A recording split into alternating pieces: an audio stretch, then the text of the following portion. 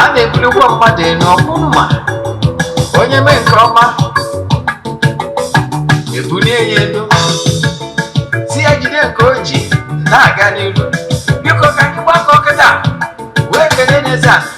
Eze-Ana ego adị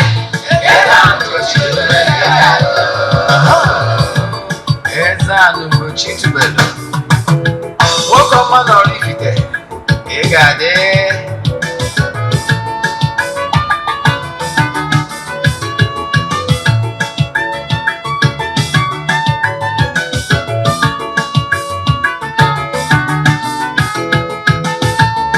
Ọdịnala bụ eziokwu,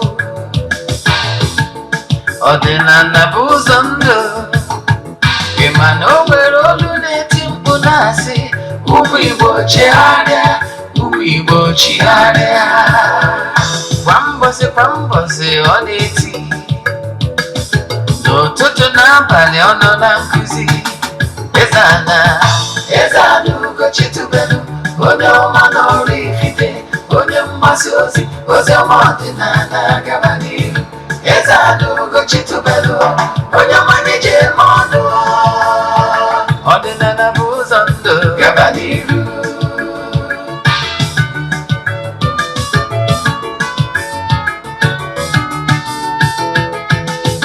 Eze-Ana ugochitubelu onye ọma na oraifite, onye mgbasa ozi ọma ọdịnala gaba n'ihu. Eze-Ana ugochitubelu onye ọma na-eji eme ọnụ. Ọdịnala bụ ụzọ ndụ gaba n'ihu. Eze-Ana ga-adị, ugochitubelu ga-adị, ugochitubelu tempụl ọ ya adị. Maka na eziokwu anwa chacha ndị ụka erighị anyị fọntambaki ndị oche anyị fọntambaki fọdụ asịkala aka ghọrọ ụmụ Igbo si anyị rapụ nke anyị na nke fe ka mma. Buru Baịbụl bịa, akwụkwọ akụkọ wepekwa chọọchị fa okpuru ụka bịakwa. Ụtụtụ ọma na ụmụ ọdịnala Igbo, anyị abịakwanụ n'oge awa nke eziokwu, oge anyị ji wee na-awa eziokwu niile agba. Maka ndị ọ bụ taata bụ izizi ha na-esonyere m na social media platforms. Kpọọ m Ogbuefi Eze-Ana ugochitubelu na oraifite. Abụ m onye isi nchụaja na ugochitubelu ọdịnala tempụl. Anyị na-agba afa miri emi, lụkwazi ọrụ mmụọ dị iche iche. Abụkwazi m onye isi nchụaja na ọdịnala Restoration Center. Then bụrụkwazi onye mgbasa ozi ọdịnala Igbo. You can call me an ọdịnala evangelist, I will answer. My mission is to help people live better life. Anyị kwadobulu ka anyị jee live na Eziokwu TV, mana because of technical issues, so I ga-epozie na this week I bypass. Maybe I want to ratify things. We still get you updated. Then, ka anyị gaba n'iru na nkụzi anyị ji bịa. Isiokwu anyị ji bịa taa bụ more you should know about dreams and negative energy cleansing. More you should know about dreams and negative energy cleansing. Ọnya ka anyị ji bịa. Mana before anyị gaba n'iru, ọkwa dị mkpa. Nkụzi anyị ji bịa taa gbara ọkpụrụ. Ọ bụrụ na ị gee ntị, ị ga-amụta something ga-echange your life for good. Ọkwa dị mkpa. Echefuna na aja anyị na-achụ kwa ọnwa nke ọnwa Mee agabagoro iru. Ejegori m na tempụl n'isi ụtụtụ achụ aja gaa ọfọ kwubi okwu n'isi ndị sonyere anyị.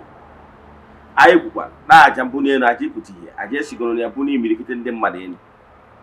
Anyị anaghị eshow testimonies maọbụ ihe ọrụ na social media, mana I can tell you na ike dị na aja a na-achụ.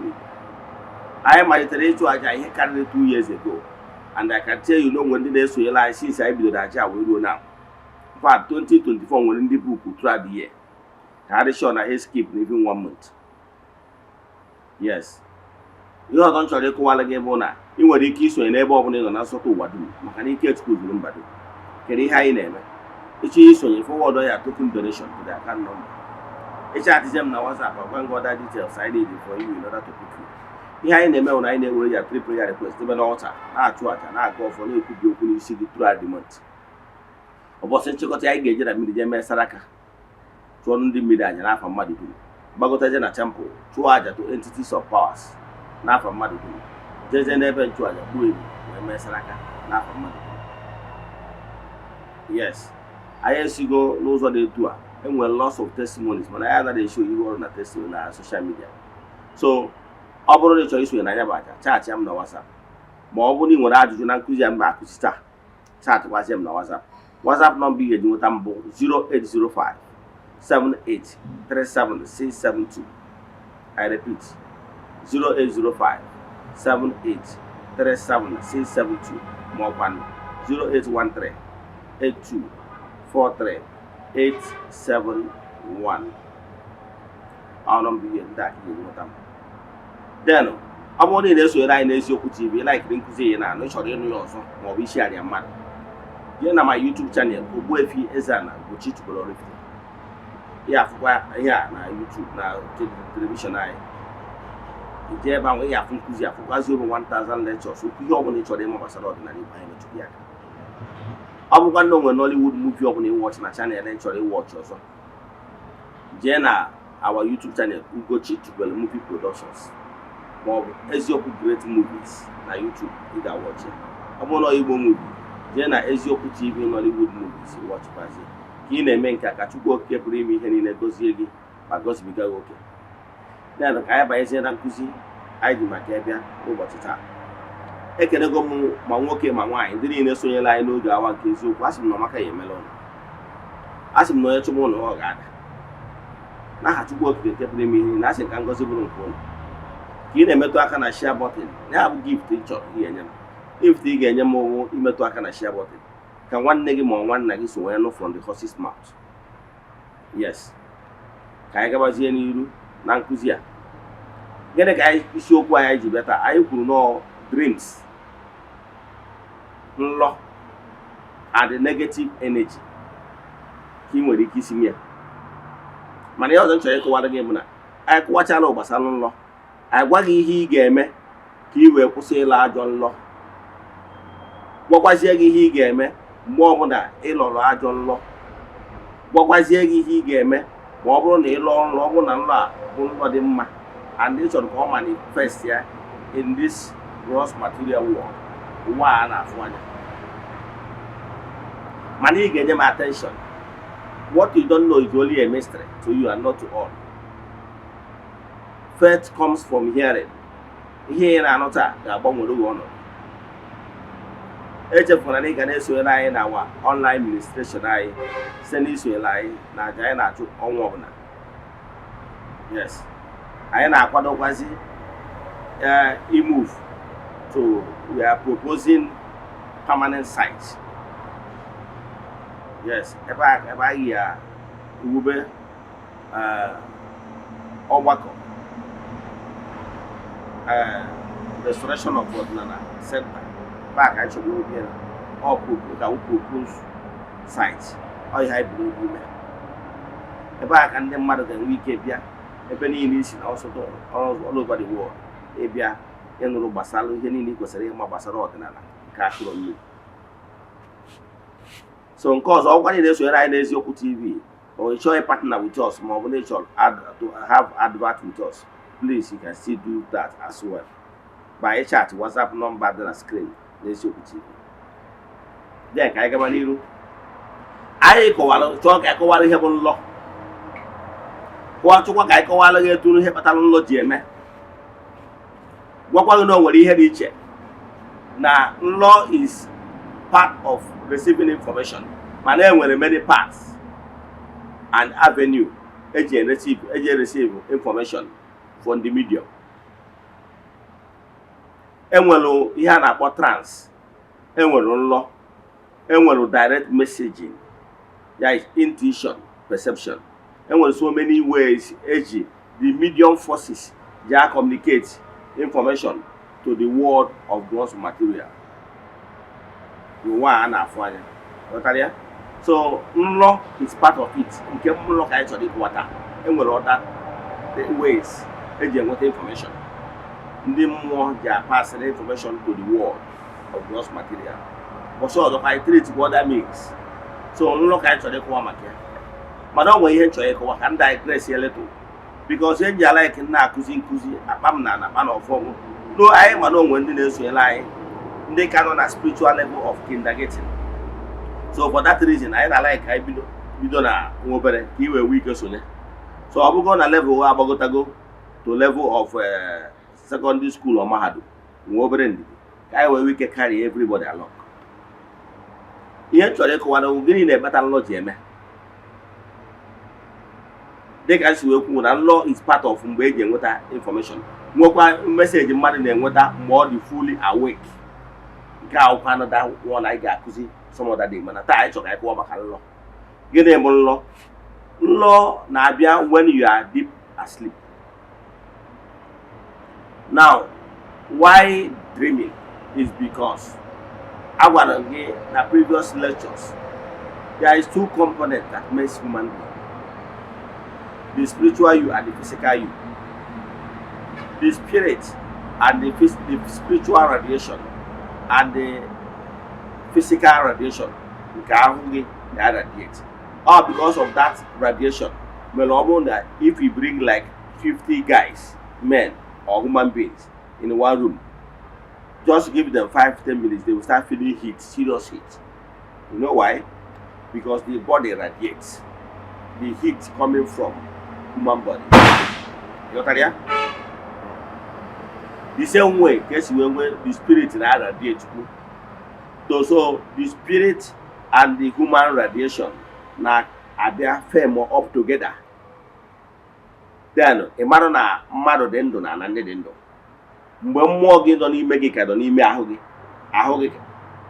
So the bonding between the body radiation and spiritual body radiation mere ịmana ka dị ndụ na ndị dị ndụ. So enwere so many things nwere ike ime ka the bonding jikọrọ the spirit and the physical bonding ka o nwee nsogbu, and o nwee nsogbu then o depend on the nsogbu ọ bụ na ọ dị seriously injured, severe. A man nwere ike the spirit might left the body.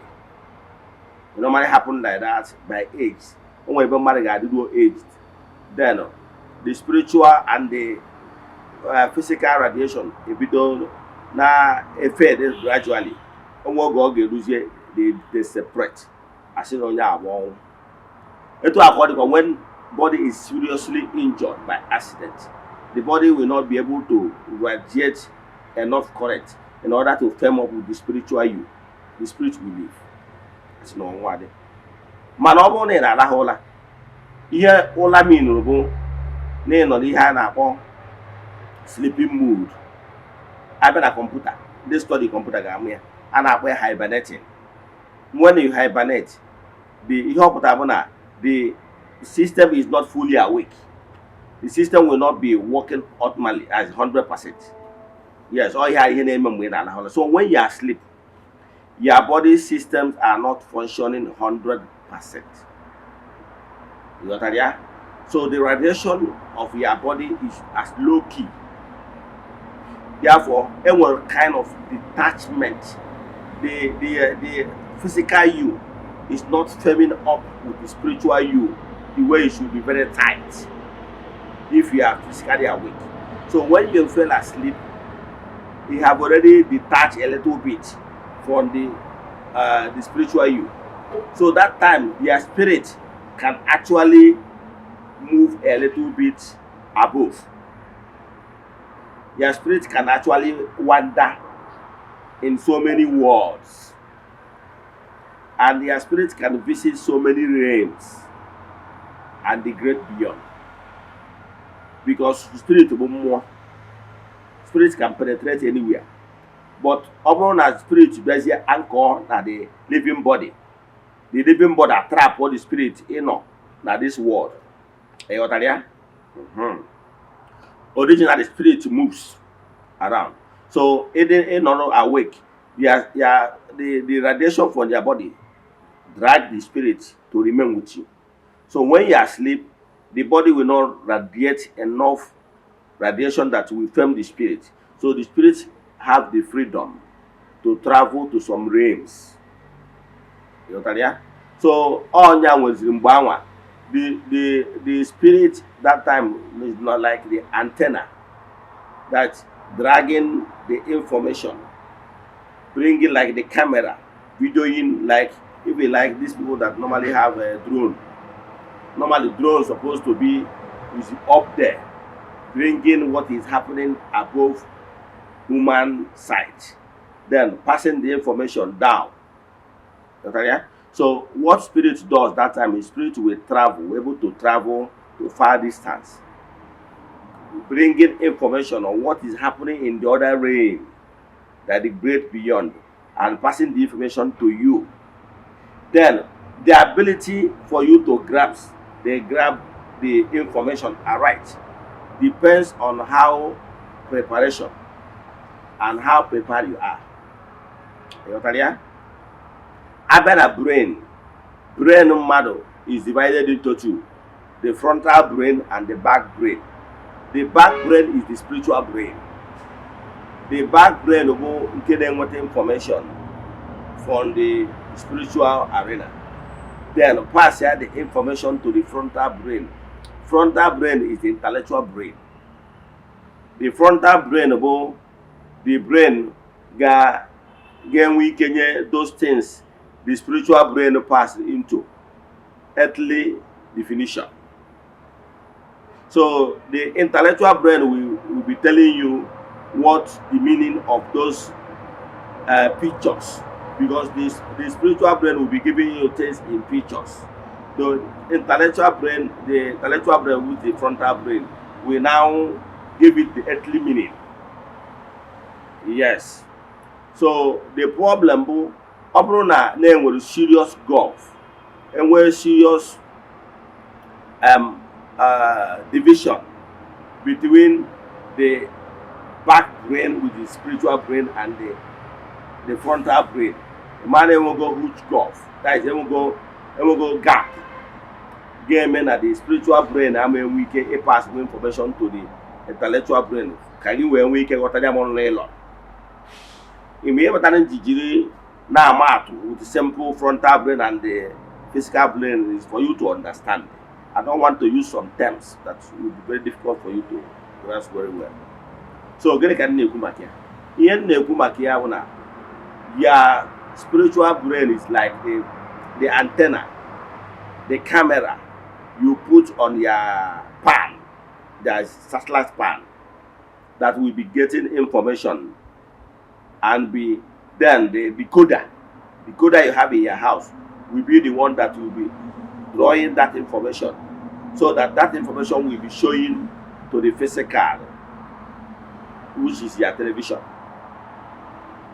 Mana those cameras, the camera and the pan, the digital pan is receiving it. You can't see it with your physical eyes. So that is how God structured human bodies. Are you following? So when you fell asleep, the body detach a little from the spirit. So spirit can wander into wonder worlds and receive some information, vital information, and pass it to you.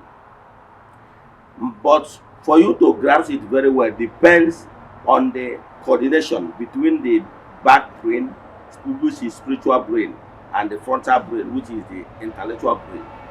So if there is no coordination, you wake up, you can't be able to remember. Issue. Now they want the proper coordination between the back brain and the front brain. You know,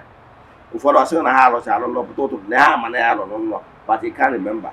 You have to have a serious bridge between the back brain, which is spiritual brain.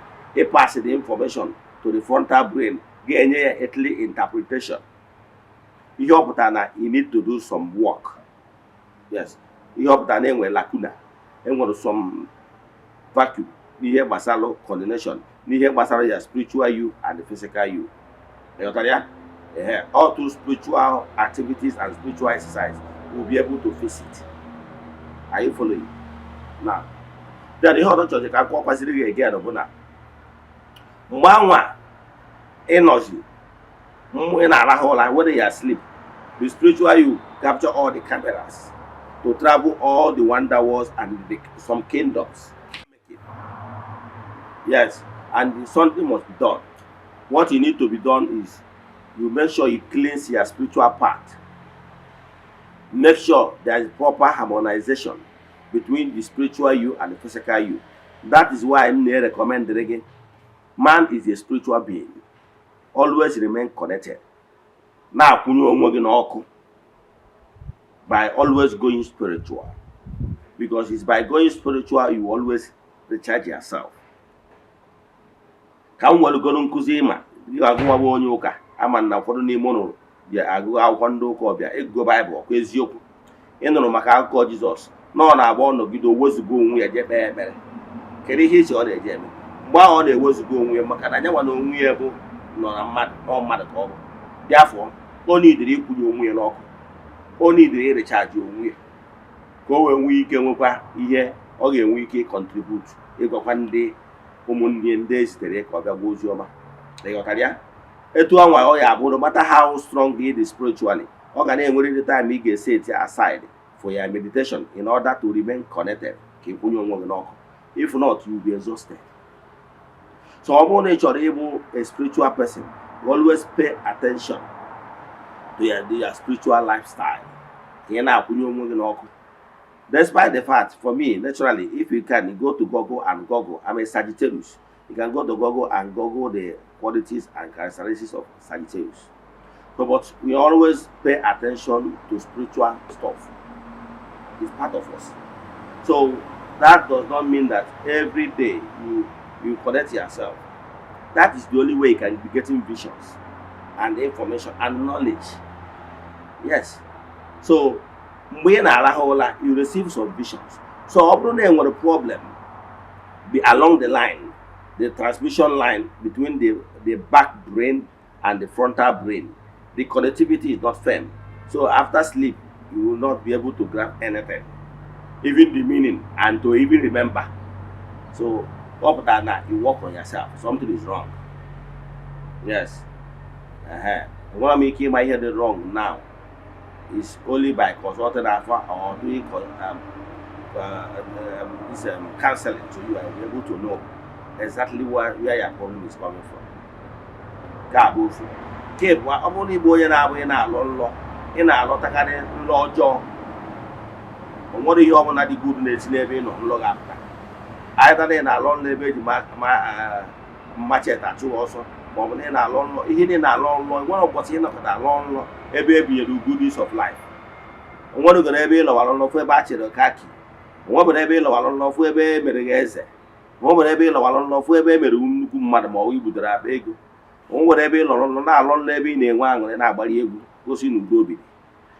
Name them, all those goodies of life. One of Kena for here for doom, wapple. Of what you're going to go to normal epidemic and the pandemic and the pandemonium and everything. So meaning disaster all through. Mabonya but then I take what didn't lack in and something is wrong. But I'm made with the simple things in with the key man. Because my mission is actually to provide a solution. I want to get 70% of your spiritual work can be fixed by yourself. And recover. Recognize name with spiritual you. Then he gave me about only when I don't know. Almost so many things he gave me. Oborona no true more value than most of it because you're one. This is actually Kusikita is not for the Melalo. Only you go mad. Let's sorry go your hands in blood. Then go and wallow. Wallow. Macanade Burum Manyofu buying a cake uchi. Jesus who in the Bible is you. Money and not check what again, but I did with Manyochi buying a Manyofu. No one made to our Nagin where disaster. So money and not check and Kowalo Kitabona. One. Did he get me? Pay attention. Attention now you get pay owner. Your spiritual you. You pay attention now, your spiritual you hour. Did he get me? Ebia. Ebe name I going to go problem. The he gave us the email. I won't even allow the a temple. I na bukwaro. Makana I ebo abrona akwalo. Yes. So ka nkwụsị nke ebe a. However, ọ bụrụ na ọ bụrụ alụ so n'ihe na maka na alụ dị n'ụzọ mmadụ na-eweta darkness, ọ na-eweta negativity, ọ ga-enwe gị igbe enwe udo obi maka na onye mmehie nwere udo. Ị na-ege ntị?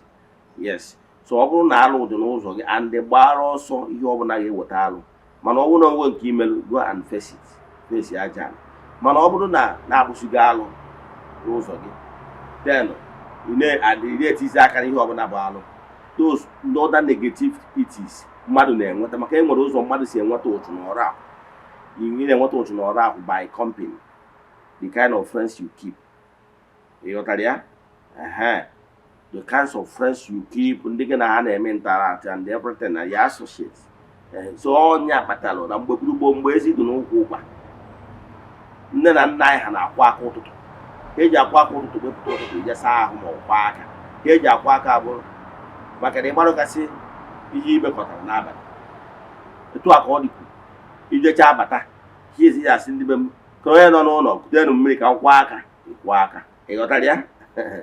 So and onye agbata ndị Igbo before mmadụ ebido spiritual incantation and rest of them ịkọzọt ụmụ mmụọ, ọ na-ebu ụzọ dụchaa ahụ.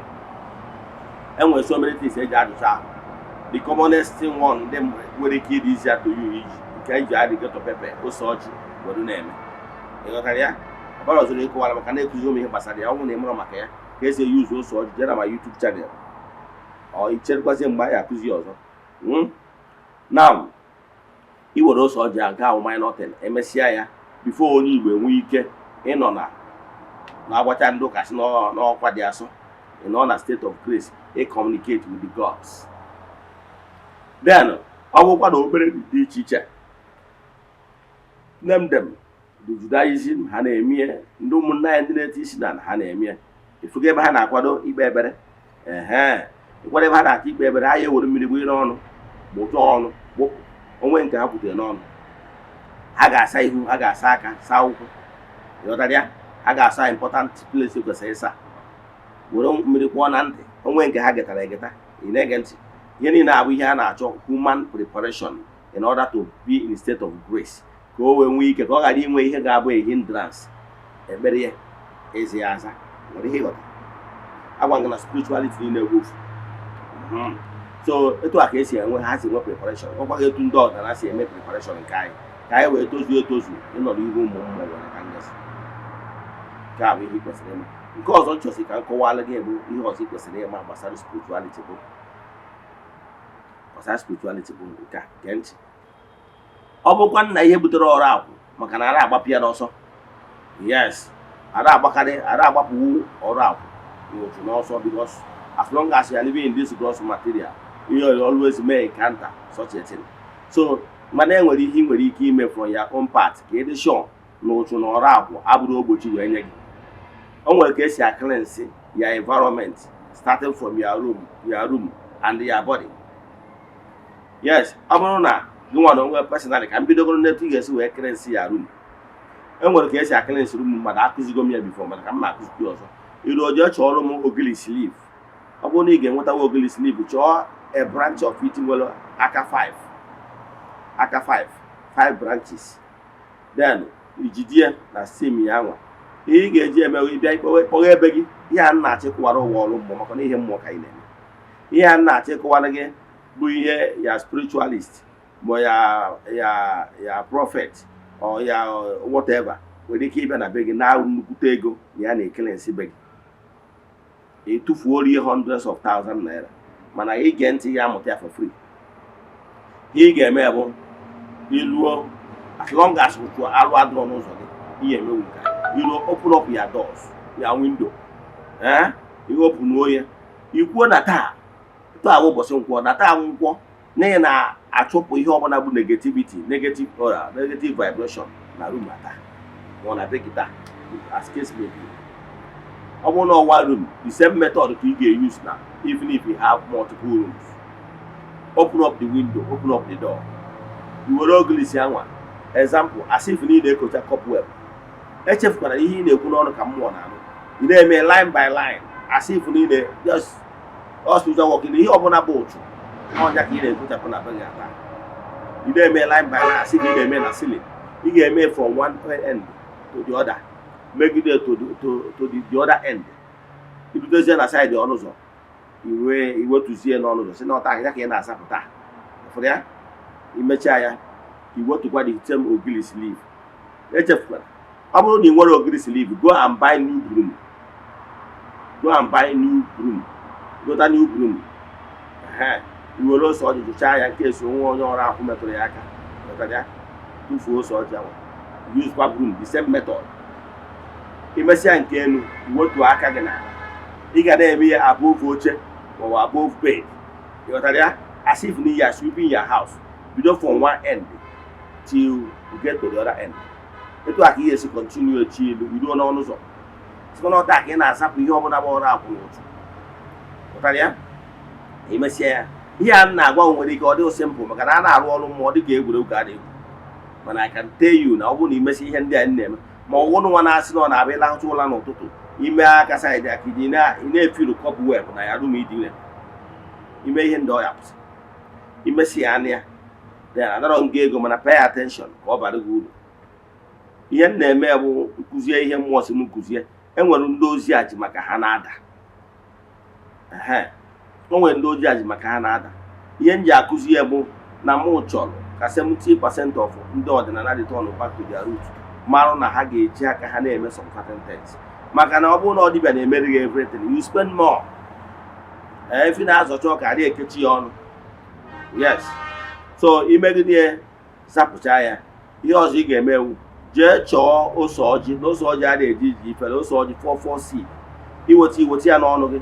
Chinata ihe ọbụla bụ negativity na-egbochi ụzọ, na-ebute nnachighị azụ n'ụra, anything unclean n'ọnya na-echọrọzi ya, iwerie jee na one corner of your room, debie werekwa another seed, kwukwa the same thing, tinyekwa na another corner. Ihe a ka ihe eme kwuo ya 4 times, that is each 4 seed ọbụla tinye na one corner, meaning that 4 corner of your room ga-enwe 4 seed. Ị ga-etinye as extreme ends ebe ị na-asapụ asapụ. Imesịa ya jee chọọ ikengas, pinch of salt with ikengas, that is tablespoon. Iwere ya ịkpụsacha ya na 4 corners of that room. Salt is a purifier. Salt na-repel anything negativity. Nwere ike nwere idea. Ọnya ka ndị ụka gị ji ewere abịa ịgọzi ụlọ, were nnu fesa everywhere, were nnu tinye na mmiri. Mana onye ekwekwara the secret so ka ị ghara ime ya. Mana ọdịnala ihe ọdịnala ma ha na-eme eme. Yes. So nnu na-repel anything negativity. Yes. So iwere nnu anwa iticha na ya not 4 corners. Imesi ya na nke a, gị nwa na onwe gị na-asa, gị nwa na onwe gị, you have to purify yourself. Ọ bụrụ na ị nwere n'ebe ibi na ị ga-enwetawu akwụkwọ ogilisi na-ewere ya mkpụrụ ịnọ ịmarịa ya, tinye ya na mmiri ji asa ahụ. Ghọtara ya? Ọ bụrụ so this one is enough. Ị na-ekwu ihe ị chọrọzi, ị na-awụchapụ ihe ọbụla bụ otu mmụọ na otu mmadụ.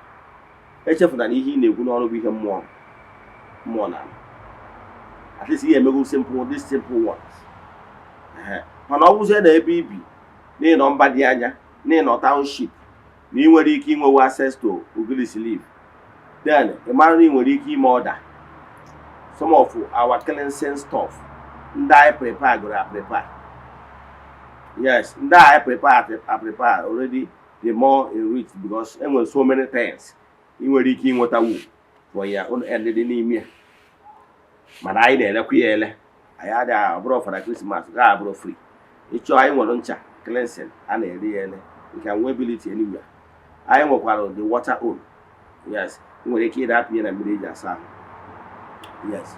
So mana ọ bụrụ na ihe emegwu ya, mee ihe ndị a mkpụrụ ose ọjị mkpụrụ ịnọgwụ ya na mmiri, were akwụkwọ ogilisi gbalịa ya tinye na mmiri ya, were ya na-asa ahụ. Ị na-eme ya, ị ga-afụ na n'imesi ihe ndị a iklensi ya room, then nke iklensi be ya, ọ bụrụ na iwe na-alọ nlọ frequently, nwere ike na-eme once in a month or once in 2 weeks, depends. Ma ọ bụ na iwe onye na-enwe experience cobwebs in your own house, na-eme ihe ndị a, na-eme cleansing, ọ bụrụ na ọ dị too frequent na-eme every week, I can tell you na nrọ ọjọọ and those cobwebs na-eko gị will stop. Ịghọtara ya? So ị kwesịrị ị na-eme frequently, na-cleanse onwe gị, maka na too much accumulation of those negative vibration ka na-ewetara gị ajọ nrọ, na-ewetara so many ndachighị azụ and the cobwebs na-eko gị. Ịghọtara ya? So ihe m jikọwara gị ihe a ka ị mara ihe ị kwesịrị ime. Then ọkwa nne na-alọ nlọ, na ịlọrọ nlọ, ipurifaghachi be gị, ịlọ nlọ, lọta ezigbo ihe. Ihe ị ga-eme ịpụta ụtụtụ, chọwara m ọjị ugo na ọ bụrụ na nweta ya, nweta ọjị ugo, ichie n'anyanwụ, kpọkuo entities of powers ndị na-ejere Chukwu na mmadụ ozi, si ha kwe na ọgwụ ọjị a ka iji bịa na ọjị ugo. Ugo a ịfụrụ na nlọ etubere gị na mmụọ, n'ihi na ayọ ha ka ha ekwe ka ugo a itubere ha na mmụọ ka ọ pụta ife. Ọjị a ịwanye ya awa, ọjị ịwana awa, sị ha jiri aka ha waa, ha jiri aka ha kee. Imecha ọjị gọcha ụfọdụ ọjị a were 200 naira asị ihe aja gị.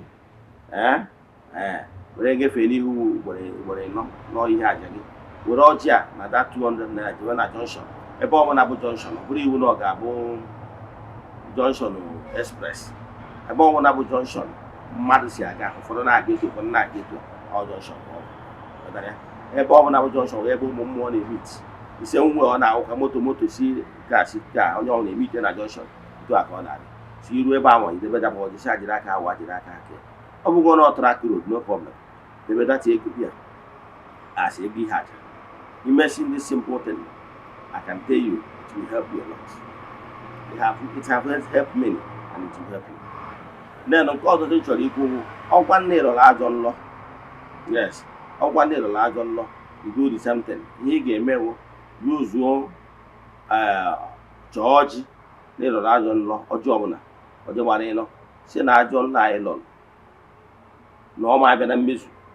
Kpọkuo mmụọ niile gị na ha so ihe ị na-emere ihe na ihe na-emere gị ihe, sị ha nekwa ajọ nlọ ya lọrọ na onye ahụ na ọma abịa na mmezu. Maka na okwu ọnụ mmadụ bụ ọnụ mmụọ. Ikwucha ya, iwee sị mmụọ niile gị na ha so ndị na-emere gị ihe na ndị na-emere ihe, na ọkwa ọjị ka iji bịa. Na asị na nke ọbụla mmụọ a na iri na ọjị, ọ bụghị ọnụ ụgwọ ka a na-agba gị na nlọ. Iruo si ha niile enye ha ọjị, ha jiri aka ha waa, ha jiri aka ha kee. Ha gbanwere gị ọnọdụ ka ọnọdụ ụdị mma. N'ọnọdụ ụdị mma na ị ga na-emekwa ịnọkwa ebe Chukwu ahụ. Then o dipendiziri ebe ị nọ. Ọ bụrụ na ebe ị nọ bụ ebe ị nwere ike ịnweta wulie, were wulie mkpucha ahụ gị.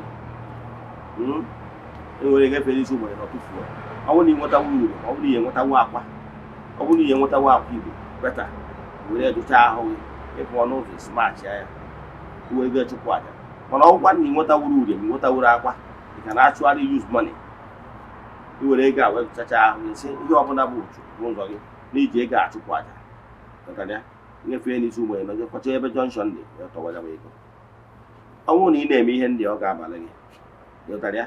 Mana echefukwana izere ihe ọbụla bụ serious crime, ihe ọbụla bụ otu, gbagharịa ọsọ, maka na otu ga-enibe gị.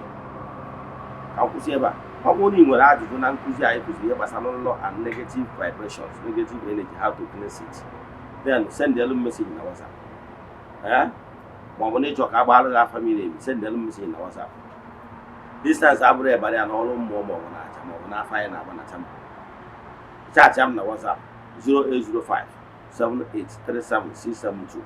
I repeat, 08057837672. Ma ọ kwanụ 08138243871. Yes. Oge na-adịrị anya nwere ike next week nwee time mma agụrụ gị prayer, simple prayers, friends of the temple and the children of the temple. Like simple prayers you can be saying every morning or at night before leaving your house or before going to bed. Thank you. N'aha Chukwu Okike pụrụ ime ihe niile, ekwu m okwu ngozi n'isi ndị niile sonyere anyị. Ekwu na ọmaka ya emere ụnụ, na kaka ya amụ na jiji ya amụ na onye chụwara ụnụ ga-ada, na onye chicha ihe ọjọọ ya eme na ọ ya eme onwe ya, na ụnụ ga-ejere obodo na ụnụ ga-anara obodo. N'aha Chukwu Okike pụrụ ime ihe niile, a sị na ọ ga-adịrị ụnụ niile mma, ka ọ dịkwa echi niile n'oge awa nke eziokwu. A sị m na ọ bụrụ na ọnwa egbe ojii eji wee chụọ aja, emechaa na ọ ya ekwu ome. Ọ bụrụ na ewe child of the temple, echefukwana na mmemme annual festival anyị bụ na-abịa ya na iri ji Eze-Ana bụ na Septemba 14, 2024. Echefukwana, ọ bụrụ na ị kụrụ mbamba na channel ka oyi eji na nchegbu. Echefuna na ị ga-achatị na WhatsApp ka nwee ike add gị na WhatsApp group. Ọ ga-enye aka maka information, ide pasịrị information etu ihe si aga. Ka nkwụsị ebe a ka ọ dị echi niile. Asị m na ihe anyị eme ụnụ na onye sị ka ọ chụwa ụnụ onye anwụrụ ihe nkwu. Ọ bụrụ na ọnwa egbu ọdị eji wee chụ aja, o mechaa na ọ ya ekwu ome ka ọ dị n'echi ka emesịa.